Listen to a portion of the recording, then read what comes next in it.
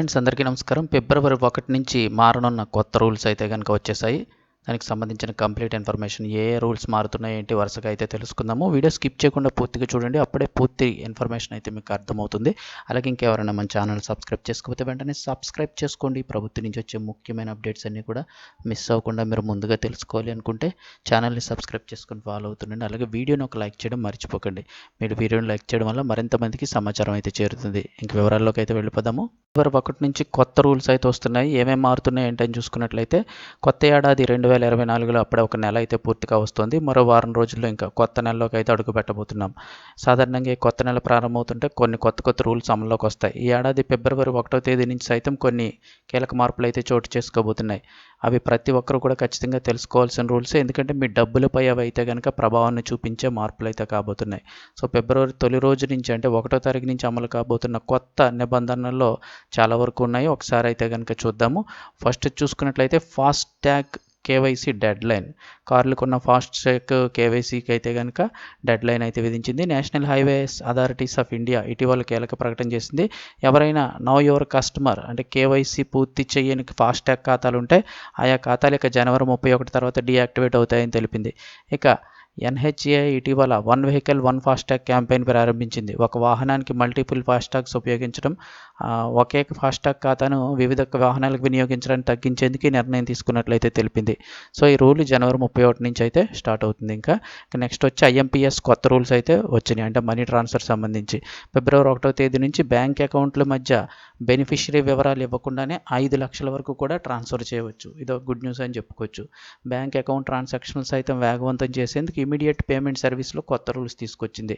National payments corporation of India ఇకపై ఈజీగా కేవలం లబ్ధిదారుడి ఫోన్ నెంబరు, బ్యాంక్ అకౌంట్ పేరు ఎంటర్ చేసి 5 లక్షల వరకు కూడా ట్రాన్స్ఫర్ చేయొచ్చు. ఈ మేరకు గత ఏడాది 2023 అక్టోబర్ 31 సర్క్యులర్ జారీ చేసింది. ఇక జనవరి 31, 2024లోపు మొబైల్ నెంబర్ ప్లస్ బ్యాంకు పేరు ఎంటర్ చేయడం ద్వారా ఐఎంపీఎస్ ట్రాన్సాక్షన్లు పూర్తి చేసేందుకు అవకాశం కల్పించాలని భాగస్వామ్య సంస్థలకు అయితే సూచించింది.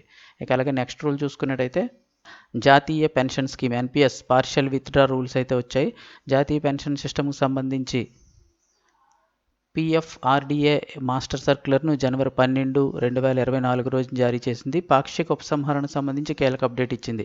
పిఎఫ్ఆర్డిఏ ప్రకారం సర్క్యులర్ ఫిబ్రవరి 1, 2024 నుంచి అయితే అమల్లోకి వస్తుంది. అయితే మాస్టర్ సర్క్యులర్ కింద చేర్చబడే వరకు గతంలో జారీ చేసిన సర్క్యులర్ అమలు ఎలాంటి పక్షపాతం లేకుండా జరుగుతుందని చెప్తున్నారు.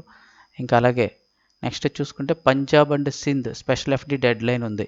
పంజాబ్ అండ్ సింధ్ బ్యాంకు గరిష్ట వడ్డీ రేటు ఆఫర్ చేస్తూ తీసుకొచ్చిన స్పెషల్ ఫిక్స్డ్ డిపాజిట్ పథకం ధనలక్ష్మి 444 డేస్ స్కీమ్ గడువు జనవరి 31తో అయితే ముగియనుంది. డొమెస్టిక్ కస్టమర్లతో పాటు ఎన్ఆర్ఓ లేదా ఎన్ఆర్ఈ డిపాజిట్ అకౌంట్ ఉన్నవారు సైతం ఈ ఖాతా తెరిచేందుకైతే అవకాశం ఉంటుంది. ఇందులో గరిష్టంగా 8.5% వడ్డీ కల్పిస్తోంది. ఈ స్కీమ్ టెన్యూర్ 444 రోజులకు అయితే ఉండడం జరుగుతుంది. ఇంకా నెక్స్ట్ వచ్చి SBI home loan campaign offer.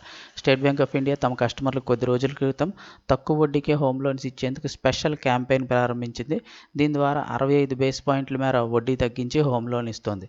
Processing fee మాఫీ, అలాగే హోమ్ లోన్స్పై వడ్డీ రాయితీ వంటివి కల్పించే ఈ ఆఫర్ గడువు అయితే కనుక ఈ నెల 31తో అంటే జనవరి 31తో ముగినుంది. ఇక ఈ డిస్కౌంట్ ఆఫర్ అనేది ఫ్లెక్సీపే, ఎన్ఆర్ఐ, అలాగే నాన్ శాలరీడ్, ప్రివిలేజ్, అఫన్గర్ వంటి అన్ని రకాల హోమ్స్ లోన్కి కూడా వర్తిస్తుందని అయితే బ్యాంక్ తెలిపింది. ఇక నెక్స్ట్ చూసుకున్నట్లయితే సావరెన్ గోల్డ్ బాండ్ల కొత్త ఇష్యూ.